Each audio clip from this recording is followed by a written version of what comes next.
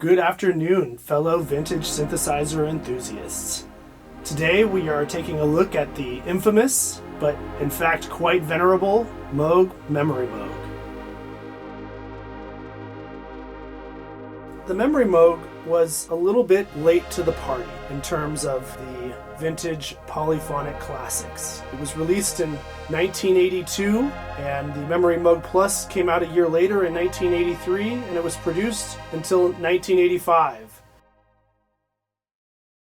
By the early 80s, Moog, along with other American pioneering synthesizer manufacturing brands like Arp, realized that they had gotten a bit behind the times in terms of what people were looking for. While pioneers in the monosynth realm, they had lagged behind when it comes to polyphonic synthesizers and memory recall. And so Moog got a team together headed by a man named Rich Walborn, who had been with Bob since the R.A. Moog days, to design and produce the Moog Memorymoog.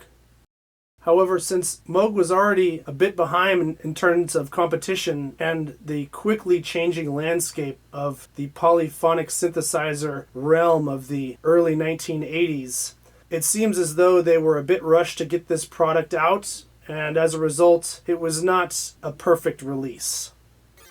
For early adopters, the Moog Memorymoog became infamous quickly. It is a bit of a mess inside in terms of the layout of the circuit boards and the connecting ribbon cables. They also, per my understanding, pulled the power supply straight from the Polymoog and implemented it directly into the Memorymoog, which created heat issues and ultimately led to some serious tuning problems with the synthesizer. The landscape had changed so quickly after the release of the Prophet 5 and the OB-X with their voice architecture and their memory recall, that when Moog came out with the Polymoog in 1980, it was also a bit of a letdown as people had already seen the possibility of what could be done with digital control and fully polyphonic implementation. Also, as we have discussed in previous videos, a Japanese tsunami was on the horizon. In 1983, Yamaha released the DX7, which, as I'm sure nearly all of you know, changed the game for the polyphonic synthesizer industry and quickly changed tides that would ultimately put nearly all of the big classic American manufacturers out of business. So after the slightly lackluster release of the Polymoog, Moog quickly moved on to create a product that was more in line with the competition of the time. Ultimately, I'm sure their design teams felt great pressure to get these products out with the quickly changing landscape of the industry, with digital synthesis really bursting onto the scene, and then soon afterwards, sampling capability. Because by this time, people were really looking to get accurate emulations of acoustic instruments via a synthesizer. And traditional late 70s style VCO-based synthesizers can do this. They cannot do it on the level that a FM-based or digital PCM-based, sample-based instrument can.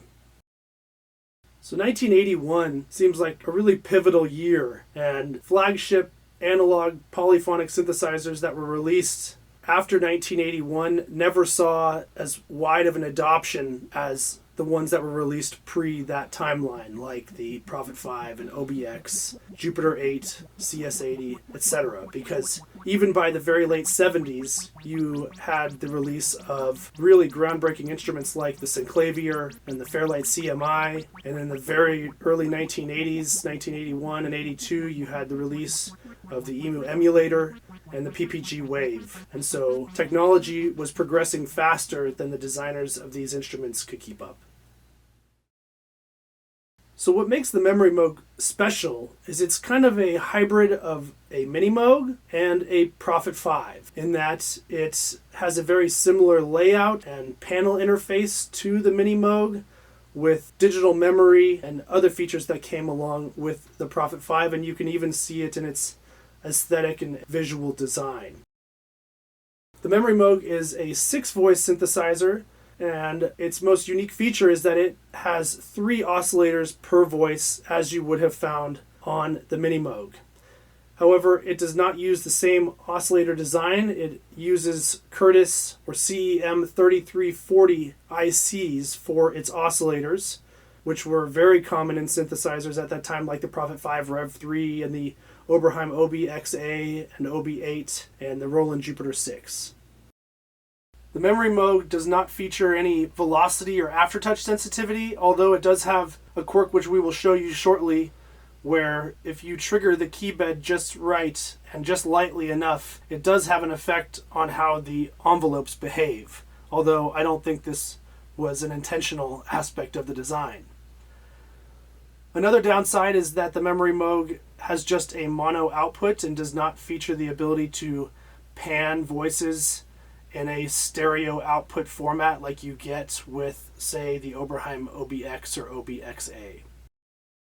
The Memorymoog features two envelopes, one for the amplifier and one for the filter. Seeing as it has three oscillators, you can sync the second one to the first one and still use the third one and detune the sound just a bit for some unique timbres.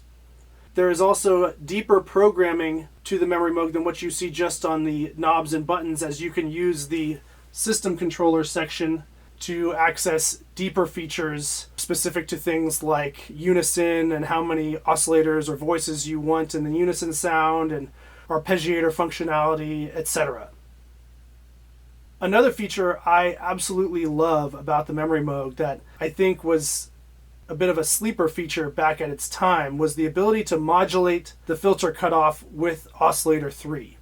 And seeing as Moog used the Curtis 3340 oscillator chips for the oscillators in this instrument, which allowed the ability to mix and match waveforms, you can get some very unique modulation effects, not just for the filter, but any modulation destination within this synthesizer.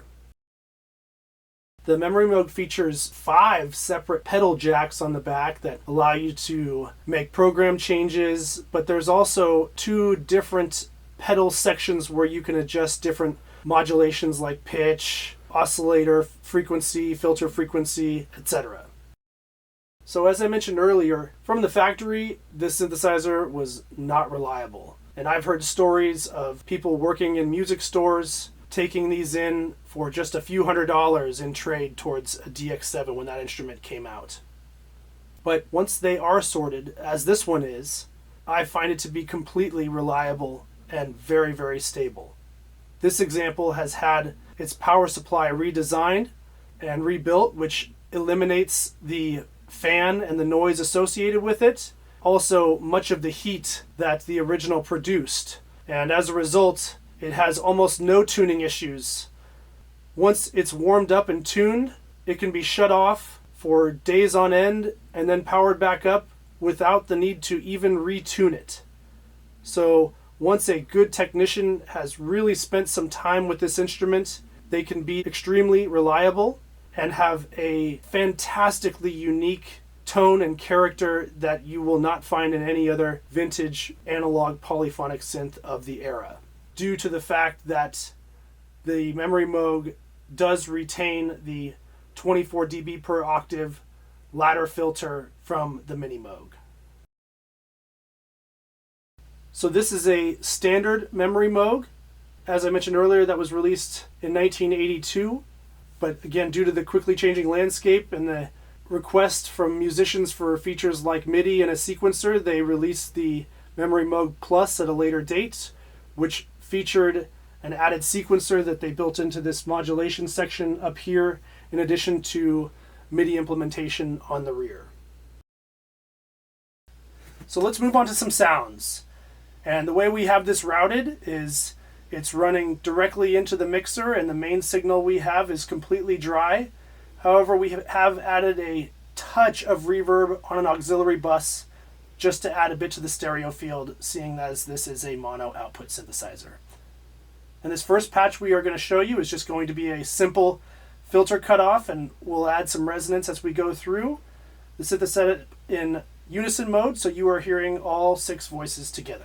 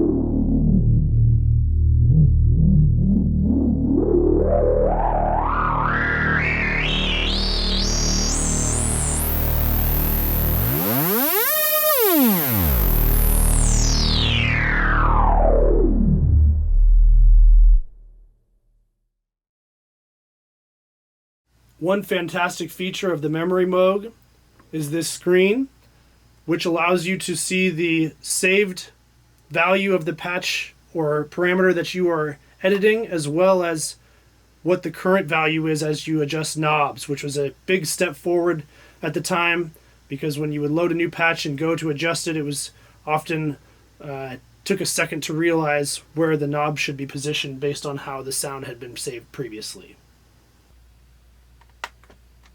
Okay, so the next sound is just a simple single oscillator, sawtooth brass, and I'll show you a bit of the saturation and character you can get out of the mixer section.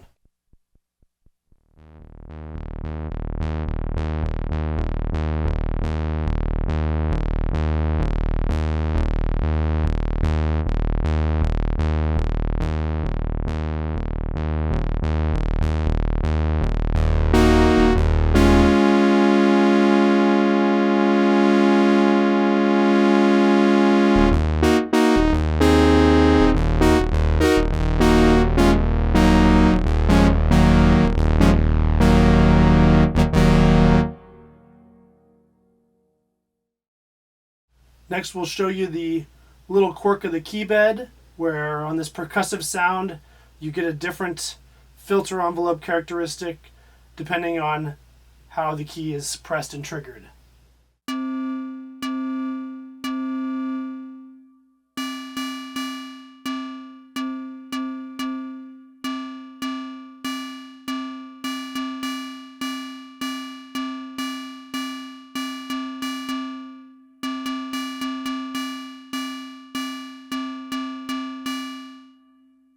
So that's not a calibration issue with the synthesizer. All the envelopes are very tight. It's just how the trigger and the length of time that the trigger is activated from the Keybed, how it affects the filter envelope. And so it's just another, let's just say, design aspect that can add character and flavor to these old synthesizers that those who designed it may have not intentioned. Okay, so the next patch is a 3 oscillator brass, and I'm just going to add in modulation from oscillator 3 to the filter via this voice modulation section.